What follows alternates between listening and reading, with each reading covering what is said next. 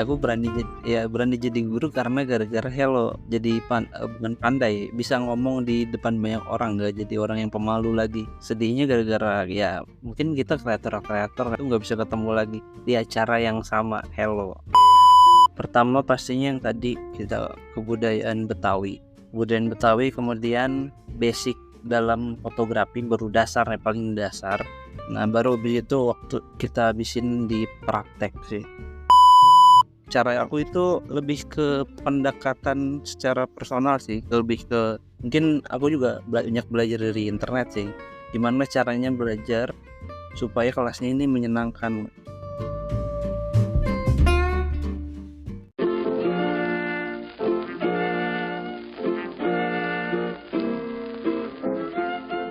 Di antara banyak peran yang orang miliki, kamu perlu tahu salah satunya. Cari tahu bareng di Pengen Tahu Podcast. Halo hai, Rehan lagi nih, host yang kamu kenal. Kembali mengajak kamu mencari tahu.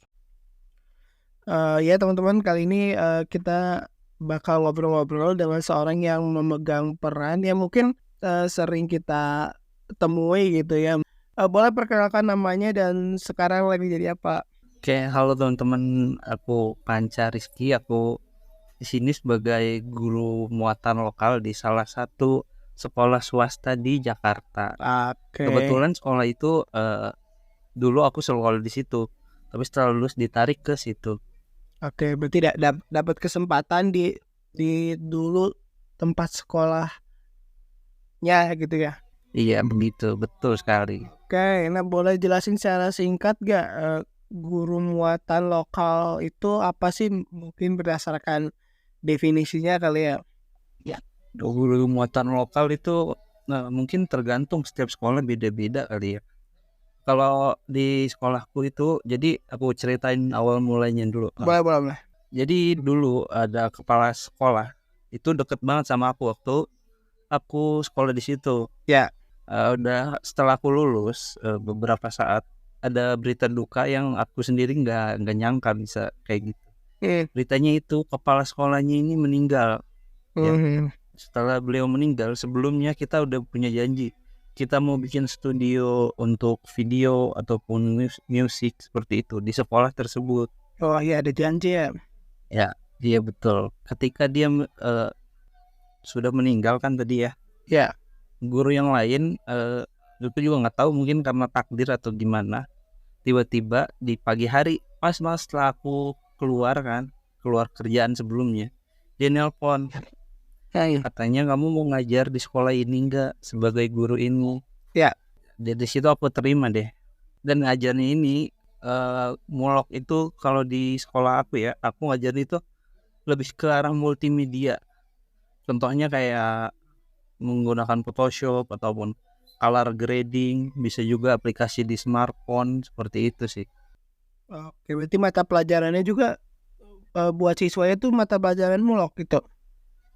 Iya betul. Soalnya aku kalau waktu entah SMP atau SMA, mulok itu dulu kayak dikenal kayak pelajaran bahasa daerah gitu sih. Tapi memang secara ini beda-beda kali ya. Tapi memang untuk awal-awal kita perkenalan dulu, ada tuntutan dari sana untuk belajar tentang budaya Betawi. Dan dari situ kita alokasikan baru untuk misalnya kayak karya digital tentang Betawi ataupun dan lain-lain yang mengenai gitu. Betawi. Berarti bagaimana mendelivery si konten budayanya gitu ya, multimedia. Iya, tapi soal kontennya budaya Betawi. Betul sekali. Berarti sekolah itu SMA atau SMK? Aku ngajarnya di SMK sih. SMK ya, oke. Nah sebelum lanjut nih, setiap episode Pengen Tahu Podcast sih ada sesi untuk promosi. Jadi boleh promosiin mungkin dari kayak punya karya ataupun jualan ataupun ada project gitu, kayak akun gitu, boleh dipromosikan, silakan. Oh boleh banget. Sebelumnya aku kasih tahu IG aku itu @panca_ry, itu IG pribadi. Dan untuk selain jadi guru aku juga kreator sih. Ya. Salah satu akunnya itu @romansakata_, itu tentang emosi wanita, pria, dan kehidupan sehari-hari. Oh, Terima kasih. Silakan di-follow. ya berarti yang dibagikan di situ kayak konten-konten yang mungkin relatable dengan anak muda kali ya, atau dengan perasaan lebih tepatnya ya. Lanjut. Oke, nah tadi tuh kalau misalkan di Romansa Kata itu berarti yang baru-baru aku lihat tuh kayak ada semacam apa ya, animasi atau ilustrasi ya, yang Iya, konten-konten yang baru-baru itu. iya betul. Ilustrasi yang relate dengan yang aku ajarin sih ke anak-anak seusia mereka tuh kan lagi berbunga-bunganya. Ya, oke, berarti nanti bisa di follow tuh Instagram Romansa Kata dan juga @pancariski, betul. Iya, betul. Oke, nah lanjut lagi ke pertanyaan soal mengajar. Nah, itu tuh kalau misalkan sebagai tadi kan guru muatan lokal di SMK. Nah, biasanya tuh itu tuh dapat berapa ya? Dapat jam ngajarnya tuh berapa sih? Kan mungkin kalau aku dengar kalau misalkan di sekolah-sekolah negeri gitu, setiap guru tuh kayak wajib minimal 24 jam seminggu. Nah, kalau kamu itu tuh kayak per minggu ya tuh ada berapa kewajiban menuntaskan pembelajaran tuh berapa jam gitu, dan gimana sih teknisnya? Oh iya, untuk teknis sendiri dari awal pas eh, aku masuk ke sekolah itu udah dijelasin jam kerjanya. Jamnya Ya, itu aku sendiri dapat 30 jam. Mungkin di situ paling sedikit karena aku masih sambil kuliah oh, posisinya. 30 jam itu paling sedikit. Iya, kalau di aku ada juga yang dapat misalkan 20 jam tapi dia ngajarnya dicampur sama SMP. Jadi sekolah kita tuh ada SMK sama SMP-nya. Ya. Iya. Untuk minimalnya kalau aku nggak salah ya antara 20 jam atau 24 atau 25, aku lupa tuh. Antara Ya. segitu kisarannya. Oke. Kalau guru lain rata-rata berapa? Kalau misalkan kamu standar 30, yang lain tuh berapa Oh, jam per minggu? yang lain itu eh, 30-an 35-an ke atas Oh, berarti rata-ratanya. yang paling tinggi berapa jam seminggu tuh? Aku Oh, nggak nggak tahu. tahu semua guru ya, tapi Ya. sejauh yang aku tahu itu kurang lebih 40-an, ada yang 40 jam. Tapi mapelnya itu nggak cuma satu, beberapa mapel, mungkin 3 atau 2. Nah, kalau sekarang nih kan ngajar 30 jam. Itu tuh berapa kelas sih gitu? Jadi kayak mungkin ada berapa jam, berapa apa sih jam pelajaran ya? Nah, istilahnya ya. Iya, jam pelajaran. Untuk kelasnya di sekolah itu ada pastinya yang SMK 10, 11, 12. Kebetulan waktu awal itu aku ngajar ke semua kelas. Kelas 10 iya, 10 itu ada 5 kelas. Kelas 11-nya ada 4 kelas, kelas 12-nya ada 4 kelas juga. Waktu awal. Iya, waktu awal. Tapi untuk semester depan itu aku udah gak ngajar kelas 12. Kenapa tuh? Mungkin nggak tahu ya, baru rencana katanya muluk di kelas 12 itu udah nggak ada karena pergantian kurikulum. Ya, berarti banyak ya. Itu berarti waktu awal tuh memang semua kelas dari tingkat kelas 10 sampai kelas 12 semua kelasnya tuh ada gitu belajar pelajaran mulok. Memang guru muloknya tuh satu atau gimana? Guru muloknya satu aja. Tadinya aku ditawarin untuk 2 mapel, tapi aku merasa nggak sanggup di satu mapel, jadinya aku nggak mampu dan takutnya kalau dipaksakan aku ngajarin yang nggak relate ataupun yang nggak aku tahu banget ke mata Memangnya pelajaran apa tuh tersebut. yang ditawarin mapahatnya lagi? Itu ada jaringan namanya One. Ya memang SMK itu tuh berfokus ke apa sih jurusan-jurusannya? Kalau jurusan sendiri di sini eh, awal mulanya ada 2, akunting sama TKJ. Tapi kita beberapa tahun 2 tahun kemarin itu udah difokusin ke TKJ kalau aku nggak salah. Karena aku baru bergabung selama kurang lebih 1 tahun. Ya. Berarti memang tadinya ada 2, sekarang lebih fokus ke 1. Iya betul. difokusin. Oh, iya. Biasanya tuh kalau misalkan sebelum memulai tahun ajaran tuh nyiapin apa sih? Untuk di aku ya, Ya. karena aku kan awal mula jadi guru juga, aku juga nggak nyangka kalau aku bisa jadi guru. Di sini untuk mulok sendiri memang tidak ada LKS-nya. Jadi aku minta ke guru-guru sebelumnya untuk slide-nya, pembelajarannya aku minta dari situ. Tapi sebelum Heeh. itu kita nyiapin RPP, pastinya nyiapin. Ya.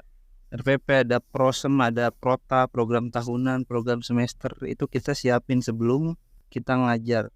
Dan biasanya aku sebelum ngajar itu pasti misalkan ada satu hal yang aku tahu tapi nggak tahu banget, aku belajar dulu malamnya sebelum besoknya aku sampaikan ke mereka. Setiap guru kan beda-beda kan tipe Ya. ngajarnya. Mungkin ada yang di print ataupun lain-lain, tapi aku lebih milih ke PDF. Kenapa? Karena biar relate sama zaman sekarang kan serba canggih ya, menggunakan Ya. teknologi. Cara belajarnya kayak gitu. Jadi sebelum mulai pelajaran aku nyuruh mereka bikin satu folder, namain Mulok, baru kirim PDF, baru taruh satu folder itu file-file pelajaran aku. Jadi semuanya kumpul. Kalau dalam apa ya, dalam menyiapkan RPP tuh itu tuh isinya apa aja, dan RPP tuh per semester atau per tahun sih biasanya? Aku bikinnya yang harian sih. Kan ada yang bikin RPP-nya buat 1 tahun ke depan. Aku juga sendiri belum terlalu paham masalah itu, tapi aku belajar sedikit-sedikit dari guru-guru. Ya nanya-nanya. Berarti kayak gitu ya. Berarti si Mulok ini tuh kayak itu tuh se-DKI itu semuanya ada Muloknya, memang kayak program provinsi gitu. Iya betul. Kalau untuk Mulok mungkin ada di daerah lain tapi materinya beda. Tapi untuk di daerah Jakarta, ya kebijakan dari lembaga terkait mungkin terus disampaikan lah lewat ke Kaprodi. Kemudian dari Kaprodi sampein ke aku, diarahin. Ya. Apa aja sih yang dipersiapkan, terus juga bagaimana cara metode pembelajaran yang digunakan gitu untuk menyampaikan materinya gitu. Cara atau gimana caranya kan pertama SMK, kebetulan nomor aku waktu pertama itu 22, nggak beda jauh sama SMK kelas 12. Ya SMK kelas 12 itu rata-rata umurnya ada yang 19, ada yang lebih 20 ya. Kalau aku mungkin menyampaikannya dengan sama dengan yang lain gitu, beberapa mungkin aku akan dicuekin ataupun tahu sendiri kan pemuda-pemuda sekarang lebih aktif ya. Aku nyebutnya nakal, aktif lah. Ya banyak juga guru yang dibully murid, bukan dibully, apa namanya, istilah tanda kutipnya dikasarin lah ya, atau dicuekin, guru lagi nerangin malah bercanda, ngobrol dan lain-lain. Nah aku di situ mikir, ya, kebetulan aku juga mau ngajarnya itu, aku seneng, mereka juga seneng, tapi ada saatnya juga serius. Cara aku itu lebih ke pendekatan secara personal sih, lebih ke mungkin aku juga banyak belajar dari internet sih, gimana caranya belajar supaya kelasnya ini menyenangkan. Kalau kelasnya biasa-biasa aja baca buku lalu pulang, itu menurut aku kurang menarik menurut aku ya. Jadi kadang aku bikin quiz itu di website dan ada poinnya. Mereka pasti kurang lebih antusias dan lebih berlomba-lomba siapa nih juara juara 1, juara 2, juara 3, poinnya paling gede siapa. Ya, Itu sih kalau aku. itu tuh ada hadiahnya atau lebih ke ya berkompetisi untuk jadi yang paling nomor satu gitu, atau kayak gimana rewardnya? Untuk hadiah sendiri kebetulan aku nggak nyiapin hadiah, tapi itu merupakan cara aku supaya gimana caranya mereka antusias dalam belajar. Karena aku ngasih secara nggak langsung ngasih tujuannya itu siapa yang paling terbaik di antara kalian dengan cara ngelihat poin tadi. Websitenya itu aku kuisis sih biasanya ya, sama Kahoot ya. Oke. Nah, biasanya kalau dalam satu semester proporsi pembelajarannya itu kayak gimana? Mungkin ada materi, terus praktek, terus ada apa lagi tuh biasanya? Ya pelajarannya pasti materi, praktek semua. Sebelum waktu awal-awal aku ngajar aku Hmm. tawarin dulu, mau Ya. mau gimana ke mereka.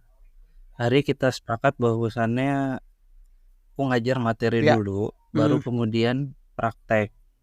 Soalnya Ya, kalau ya. praktek dulu baru materi, mereka pasti melongo, nggak tahu apa karena belum tahu materinya apa gitu, apa yang dipelajarin. Biasanya tuh kalau dari kelas 10, 11, 12 itu tujuan dari apa ya? Biasanya yang dipelajari itu apa? Dari 10, 11, 12. Kalau untuk kelas 10 itu yang pertama pastinya yang tadi Ya. ada kebudayaan Betawi. Kebudayaan Betawi, kemudian basic dalam fotografi baru dasar ya, paling dasar. Nah baru begitu waktu kita habisin di praktek sih. Ya. Gimana caranya bikin poster, fotografi yang bagus, mengenal ISO, mode profesional di handphone ada, gimana caranya supaya Ya. di kamera itu ada yang namanya shutter speed. Nah tapi nanti lanjutan dari fotografi itu dilanjutin ke kelas 11 lebih advance. Kalau kelas 10 itu pemula, kelas 11 itu advance fotografinya. Di kelas 11 ini nanti belajar teknik 14 teknik dasar animasi, ada bulb ataupun blurring dan lain-lain gitu. Dan ada tambahannya juga, kita belajar Microsoft Office ya kalau di kelas 11 nanti dasarnya, baru dasar. Di kelas 12 selanjutannya dari dasar tadi Microsoft Office sudah advance gitu aja sih. Juga ada pelajaran copywriting, emang aku tambahin itu untuk kelas 12 supaya mereka bisa lulus nanti nggak ketinggalan zaman gitu kan. Zaman sekarang kan sosial media untuk jualan itu butuh namanya copywriting. Oh iya, ya kurang lebih seputar multimedia dan si budaya Betawinya gitu ya. Tapi memang dari masing-masing kelas, masing-masing tingkatan tuh beda-beda gitu Itu yang aku ajarin. materinya Iya kayak gitu. pastinya beda-beda. Kalau semuanya sama ya nggak sesuai sama kelas mereka gitu. Ya. Nah di dalam proses menjadi guru ini kan udah ya kayak kurang lebih hampir setahun gitu. Nah tantangannya sebagai guru tuh apa sih, mungkin berhubungan dengan guru lain atau bahkan saat mengajar gitu, tantangannya apa sih sebagai guru muatan lokal ini selama setelah dijalani selama 1 tahun gitu? Untuk tantangannya pasti untuk seorang pemula awalnya itu pasti susah kan. Tapi kebetulan di kampus aku belajar tentang gimana caranya mempelajari karakteristik masyarakat, karakteristik manusia gitu. Jadi aku belajar dari situ, aku terapin di pas aku ngajar, dan itu lumayan efektif walaupun beberapa anak itu kadang nggak mempan, kadang masih ada yang suka tidur. Tapi kita pastinya nggak aku just ataupun dalam tanda kutip itu berlaku kasar. Kalau aku suruh bangunin temennya, kalau enggak kita satu kelas itu tepuk tangan. Jadi dia bangun ya, habis bangun dia cuci muka. Ada juga yang biasanya aku rekam buat dokumentasi pribadi. Kebetulan aku di situ juga kalau kemana-mana itu suka ngerekam, jadi mereka tahu kalau ada yang tidur aku rekam gitu. Tantangannya juga ada di kantor, masalah kantor. Pastinya buat awal-awal kan aku nggak kenal siapa-siapa kan, tapi kebetulan dari pengalaman sebelumnya aku jadi di salah satu acara event Hello itu kreator, jadi kita kumpul bareng di situ. Dari kebiasaan itu aku kebawa ke situ, jadi orangnya family friendly gitu kan, sapa-sapa ya, walaupun itu kantin ataupun tukang jaga parkir, kita nggak mandang status sosial, kita ngobrol nggak ada batasan, enak, akhirnya dekat. Gitu pun aku terapin sama guru-guru yang lain, dan sampai sekarang kita itu berasa kekeluargaan satu kantor itu. Pokoknya nyaman banget kalau buat aku. Tantangan yang lain itu aku pernah lagi ngajar, itu ada murid yang berantem gara-gara nggak tahu gara-gara bola atau gara-gara game Mobile Legend. Terus Mereka kalah game kan, mereka itu ada, kita bagi 2 kubu lah, kiri dan kanan. Yang kiri ini kalahnya itu kalau Main tuh di dalam pembelajaran maksudnya kayak Enggak, ini atau di luar atau gimana? pembelajaran tapi jadi masalah buat Oh, aku. Jadi mereka kalah main Mobile Legends dan aku nggak tahu kalau ada mereka taruhan kan. oh ya. Taruhannya itu sepele sebetulnya, tapi kayak jadikan masalah yang sangat besar buat mereka.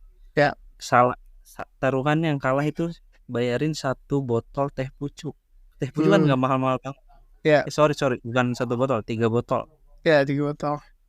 Akhirnya mereka berantem dan aku waktu ngajar tuh aku menengahi dong. Hmm, Menengahi, ya kebetulan badan aku kan nggak setinggi mereka tuh, kebetulan gede-gede badannya.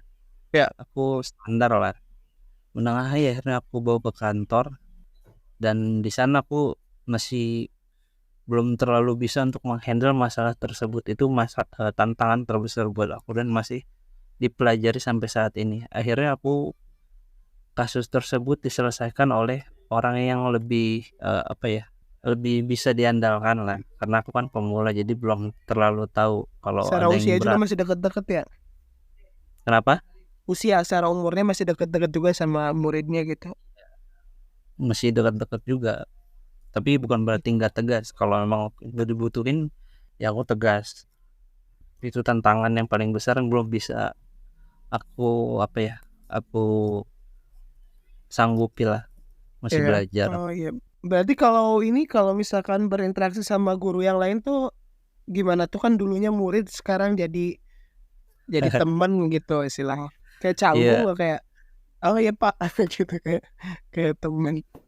iya awalnya kan pastinya canggung, apalagi ini gurunya dulu yang ngajar aku manggil aku Pak gitu kan. Iya Pak Panca. Oh iya sih Pak Panca. Iya, manggilnya Pak. Aduh, kata aku gimana ini. Tapi ya lama kelamaan udah biasa, tapi tetap aku tetap hormatin dia sebagai guru aku yang ngajarin aku. Walaupun Hmm, manggilnya sekarang udah panggilannya itu setara ya, Pak, Bu, seperti itu. udah ya.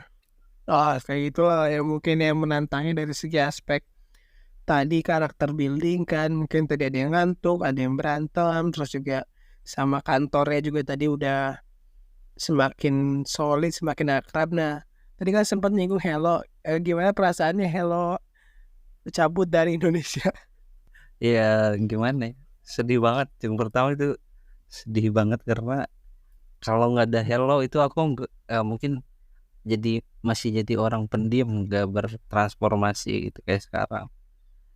Aku berani jadi guru karena gara-gara Hello. Jadi bukan pandai, bisa ngomong di depan banyak orang, nggak jadi orang yang pemalu lagi. Sedihnya gara-gara ya mungkin kita kreator-kreator kayak Karehan juga kan masuk Kak Ya, Yoga dan lain-lain itu nggak bisa ketemu lagi di acara yang sama Hello. ya. Berarti sejak sejak kapan tuh bergabung di Hello sebelumnya? Gabung di Hello kalau nggak salah di 2020 Eh, 2020 ke 2021 kurang lihat. 2020. Nah, kalau aktif di ininya di Creators Clubnya, Itu di 2021. acara apa tuh pertama Iya. kayak ngumpul gitu? Kenapa acara pertama? Ya, Ya, acara pertamanya itu pas diajak ngumpul di Bogor kalau nggak salah tuh. Kita nginep di villa, iya di villa, dan itu yang bikin aku menjadi seorang yang bukan pendiam lagi, yang aktif gitu, berani oh, ngomong. berarti sebelum sebelum itu kita ke villa, berarti sebelumnya pernah ke villa juga, kreator Bogor. Iya pernah, Wow, ada yang namanya Karido di villanya dia. iya, iya, iya. Memang ya sering lah ada acara di sana ya. Iya betul. Oke, kembali lanjut ke ini kan tadi kan soal tantangannya. Nah, kalau apa ya, hal yang berkesan atau keseruannya sebagai guru mulok 1 tahun ini tuh apa sih, kayak wah gitu sebagai guru tuh kayak ada sesuatu yang membahagiakan gitu. Iya pastinya banyak sih, banyak contohnya. Kalau kita beda ya, guru kan juga pekerjaan ya, walaupun pekerjaannya mungkin dianggap mulia, memang mulia. Tapi kalau dibandingin dengan industri, kan aku sebelumnya kerjanya di industri pernah lah. Industri apa tuh kalau boleh tahu? Dulu pernah sempet di online shop, ada juga yang di pabrik. Aku pernah kerja di pabrik.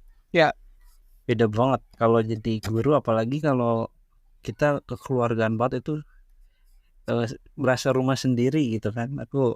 Walaupun aku nggak ada jam ngajar tetap aku stay di kantor. Kenapa? Karena ya tadi teman-temannya udah seperti keluarga aku sendiri. Oh, Terus yang aku lebih suka lagi di dunia pendidikan ini ada yang namanya LDKS. oke. Pernah tahu nggak? Ya, LDKS tuh kayak acara apa ya? iya. Acara OSIS gitu atau keagamaan LDK? LDKS itu kayak study tour lah. Ah, Nah, study tour. Oke, oke, oke. kita Artinya apa LDKS artinya? panjangan LDKS itu latihan dasar kepemimpinan siswa. Oke, berarti itu mengemas itu dengan study tour gitu ya. Iya. Jadi di sana kita dilatih gimana caranya. Pokoknya kita di sana kayak harus tertib lah ya. Iya. Ngikutin aturan. Banyak kegiatannya juga, nggak cuma kayak gitu, ada juga fun game. Yang bikin serunya itu yang berkesan di aku sendiri. Kita malamnya bukan malam, biasanya sorenya itu kita fun game kayak tadi. Dan kebetulan aku setiap acara-acara seperti itu pasti kemungkinannya jadi videographer. Jadi file-filenya ketika ngeliat file-file yang sebelum sesudah direkam itu mereka ketawa-tawa, itu aku senang banget. Ya apalagi? Ya liburnya sih. Liburnya itu Sabtu Minggu. Iya, Sabtu Libur. Minggu dan libur Ya. sekolah ya, itu liburnya banyak Yes, banget ya. Liburnya banyak banget. Jadi banyak waktu luang yang bisa aku alokasikan buat kegiatan lain. Kalau ini keseruan sama murid-murid gitu, apakah ada di dalam proyek gitu, di dalam praktek tuh ada eksperimen apa ketika mereka diajarin praktek apa ternyata bikinnya bahkan lebih bagus dari ekspektasi kita gitu, ada nggak? Iya. Sampai saat ini sih mendekati lah ya, belum terlalu melampaui ekspektasi, tapi mendekati. Tapi ada banyak kejadian lucu yang disuruhnya Gimana tuh? bikin apa, jadinya apa. Contohnya Apa tuh contohnya? waktu aku bikin apa namanya, stop motion. Ya. Waktu aku bikin stop motion, dia bukan bikin stop motion tapi memang betul Slow mo apa video normal. Cuma dia speednya dia slowin, tapi kan tetap ketahuan kan ini mungkin bukan mau nipu atau mau ngelabuhi lah, tapi tetap ketahuan ini bukan stop motion kata. Ini video slownya patah-patah gitu kan, kalau frame rate-nya 30 ngerekamnya dislowin, jadi kurang lebih mirip stop motion. Berarti mereka mengakali gitu ya. Iya, diakalin bahasanya ya. Oke. Nah, barangkali teman-teman yang ngedengerin juga jadinya mempertimbangkan gitu untuk jadi guru. Nah, gimana sih cara punya skillnya gitu. Jadi belajar konsep multimedia itu dari mana sih? Bentuk belajar sendiri kebetulan ini di passion aku banget. Passion aku tuh videografi, fotografi, dan multimedia. Banyak berkaitan sama multimedia ya. Dari kebetulan suka dari situ tuh awalnya gara-gara diajak project sama kepala sekolah sebelumnya. Kita kadang syutingnya beneran, kalau dia syuting di gunung beneran, pakai drone, pakai kamera mirrorless. Ya pokoknya itu tantangan tersendiri lah, gimana caranya syuting di gunung tapi hasilnya bagus. Untuk pelajaran ini kan nggak terbatas ya, artinya nggak stuck di situ aja. Setiap hari ada teknik baru, entah itu di YouTube, di TikTok, dan cara-cara baru. Pastinya aku sambil ngajar terus belajar juga, diasah, entah itu dari kampus, entah itu dari otodidak, YouTube, TikTok, kayak gitu sih, biar ilmunya ke-update terus. Jadi apa yang baru ya aku ajarin sih. Sambil kita terus eksperimen gitu di teknik-tekniknya gitu. Iya, tapi sebelumnya aku udah harus kuasain dulu sebelum aku belajar. Kalau untuk kayak berarti kita kuasain tuh biasanya media eksperimen itu apa? Kayak ini kayak pengen nyobain ini deh gitu, atau gimana? Pastinya yang relate sama yang aku ajarin ya. Contohnya misalkan di Photoshop, ada cara baru sekarang kan lagi AI kan. Ya generative fill Ya, yang itu generative ya. fill. Nah mungkin kalau ada kan AI ini harus didaftarin Photoshop berbayar kan. Ya. Mungkin contohnya ya, bukan contohnya kayak gitu, mungkin ketika ada apa yang baru itu aku terapin ke mereka. Misalkan AI ya aku terapin ke mereka kayak gitu. Tapi sebelumnya aku pelajarin dulu, aku kuasain, nanya sama dosen, biasanya aku punya dosen di kampus. Kalau itu ya kayak tadi aku ajarin ke mereka yang berkaitan sama pelajarannya. Itu kira-kira ada di kelas 11 kan advance kan. Kalau kelas 10 itu masih dasar. Ya.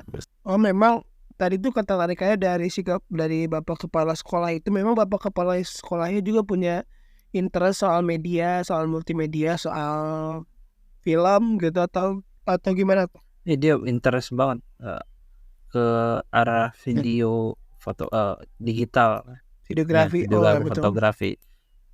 Bahkan dia sempat pengen bikin studio, udah lengkap, alat-alatnya udah lengkap, tapi ya mungkin takdir berkata lain dia udah pergi duluan, jadinya belum kesampaian. Sekarang belum sampai hari ini. Belum sih, karena ya aku mau ngomong sama siapa gitu kan, gak Ya ada ya. support. Waktu di gunung tuh bikin karya apa sih? Kayak bikin apa itu di gunung? Kita ikut lomba dari pemerintah, dari apa ya, lembaga narkotika apa gitu, aku lupa udah lama banget, tapi videonya masih ada di YouTube. Judulnya Satu dari SMK Cahaya Prima. Oke. Ya, Satu dari SMK saya Prima. sekalian kita promosi buat sekolah sih itu, ikut Iya. kayak gitu. Oh itu kayak film pendek gitu. Iya, short movie, tapi dengan tema tertentu. Itu tuh kayak berarti secara direkturnya dan segala macam krunya itu dari guru dan siswa atau siswa terus dibantu oleh guru? Kalau dulu kan pas bikin film itu aku kebetulan udah lulus. Oke. Persyaratannya itu waktu itu harus pure bener-bener siswanya, tapi Ya. aku di direct buat jadi kameramen pas di gunung, terus direkturnya pas di gunung, sama editornya. setelah Ya. setelah selesai, nama aku di situ nggak dicatat kameramen, director, cuma aku di akhir ada tuh nama aku sebagai pembimbing ekskul, bukan editor ataupun sutradara. Karena nggak ada. Ya karena Iya, harus siswa ya. iya karena harus siswa, betul. Oh ya. Memang awal kecintaan atau awal ketertarikannya memang karena lingkungannya juga udah support gitu, dan kitanya memang ada keinginan, ada kemauan untuk belajarnya. Iya, yang paling penting kalau aku sih lingkungannya sih, betul. Lingkungan ngaruh banget. Kalau lingkungannya nggak support, ya kita mau mengekspresikan itu juga kan sulit, nggak ada supportnya. Well, nah sejauh mana sih perkembangan, kayak tadi kan bilang kayak dulu pendiam, sekarang udah bisa lebih beradaptasi gitu, kayak perubahannya tuh kayak berapa persen gitu, kayak dari segi aspek kemampuan berbicara. Iya. Yang pertama sebelum jadi guru itu aku udah target nih, pokoknya harus bisa minimal ngomong di depan banyak orang, artinya nggak grogi lagi, bisa public speaking. Ya. Sambil aku belajar ikut webinar gratis tuh public speaking. Dan perkembangannya itu walaupun aku nggak sadari ya, ketika aku presentasi di kampus itu menurut aku itu udah luar biasa banget, udah kayak ini apa sih, kayak biasa aja gitu, nggak grogi sama sekali. Aku pernah waktu itu di presentasi, kelompok aku kurang lebih ada 5 kelompok. Nah setiap kelompok ini nanya, dan yang jawab itu aku semua. Iya udah. Kalau dulu emang kerugian banget gitu, kayak pendiam apa gitu atau gugup apa gitu dulunya. Jadi kalau dulu suruh maju, dulu sekolah suruh maju perkenalin Ya. diri aja, muka aku udah merah tuh, udah gemeteran, grogi segala macam. Beda banget sama sekarang. Sekarang udah mungkin efek dari mengajar tadi ya, jadi udah bagian dari keseharian. Ya mengajar ya, ketemu di kreator juga, ketemu dengan orang-orang yang apa ya istilahnya memicu kita untuk udah nggak apa sih, kayak seru-seruan, gila-gilaan gitu ya. Iya betul.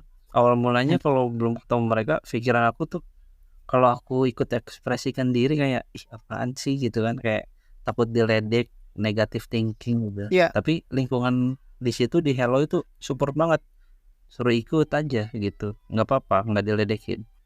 Iya, malah saling meledek gitu ya, jadi kayak udah ikhlas gitu. Iya. Ya ya ya. Nah, setelah menjalani nih 1 tahun sebagai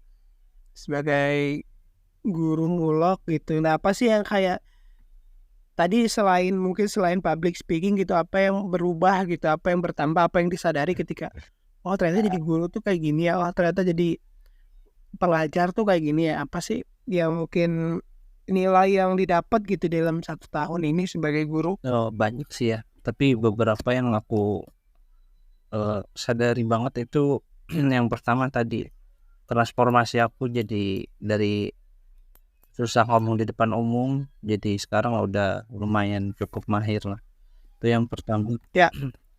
Terus yang kedua itu aku jadi sebagai guru itu kan gimana ya, aku nggak tega banget ngelihat misalkan ada murid aku ada masalah apa, itu pasti aku deketin, yang nakal aku deketin, aku cari tahu latar belakang dia itu gimana, keluarganya gimana, kenapa dia bisa nakal kayak gini, itu juga aku fokus di situ.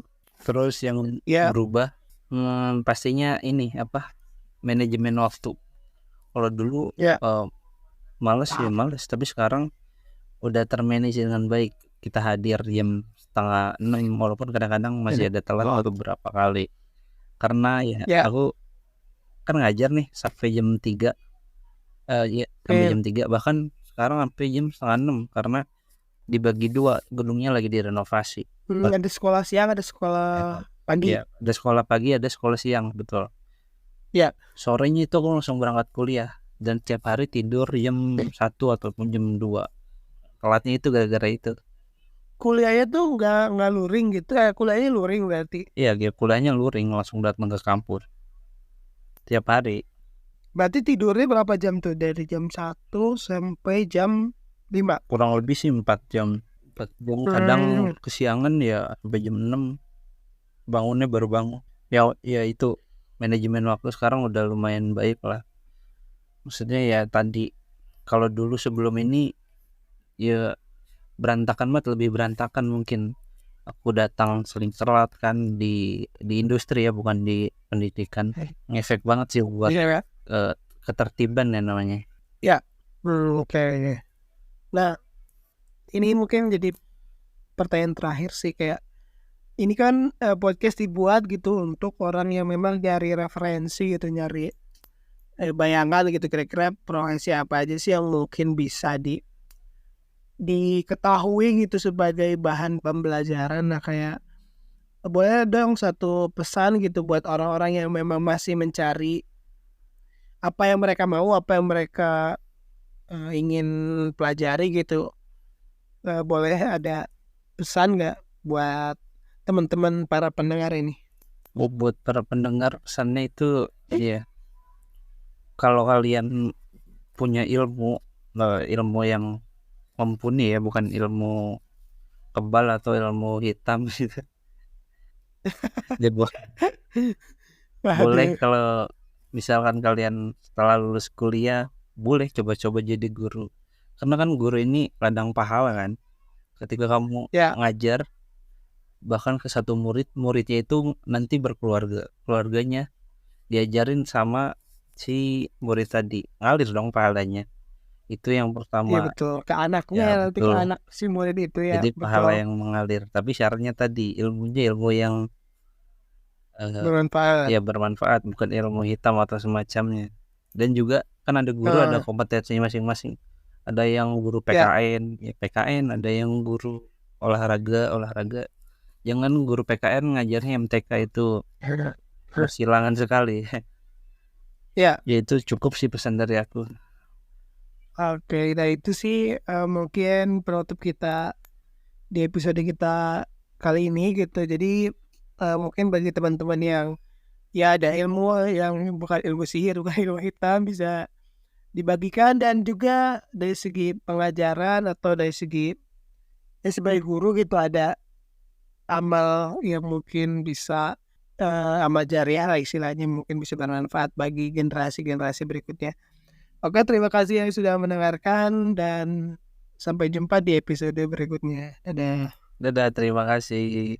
Terima kasih telah berkunjung di sini.